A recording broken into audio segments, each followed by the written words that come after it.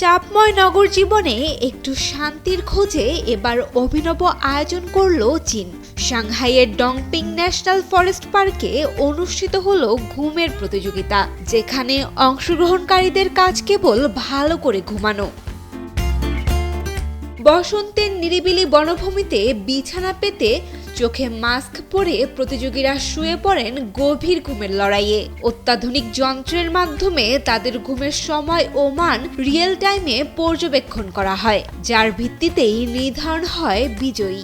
অংশগ্রহণকারীদের মতে ব্যস্ত শহুরে জীবনের চাপ থেকে মুক্তি পেতে এই প্রতিযোগিতা এক অনন্য সুযোগ। এতে শুধু বিনোদন নয়, স্বাস্থ্য সচেতনতার বার্তাও মিলছে। 18 থেকে 50 বছর বয়সী সুস্থ ব্যক্তিরাই এই প্রতিযোগিতায় অংশ নিতে পারেন। সব মশার বিরুদ্ধে সুরক্ষা দিতে এলো বসুন্ধরা এক্সট্রিম অ্যারোসল, মশার বিরুদ্ধে এক্সট্রিম সুরক্ষা। প্রতিযোগিতা চলাকালে কেউ বিছানা ছাড়লেই সে সরাসরি বাতিল।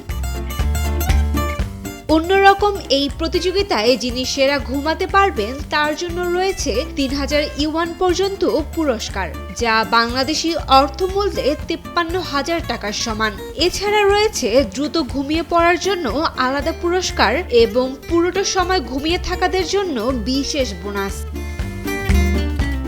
বিশ্ব ঘুম দিবস উপলক্ষে এই চমকপ্রদ আয়োজন করে দেশটি। যেই প্রতিযোগিতায় জয়ের একমাত্র চাবিকাঠি হচ্ছে গভীর এবং শান্ত ঘুম। Sayem Akter, Daily Sun.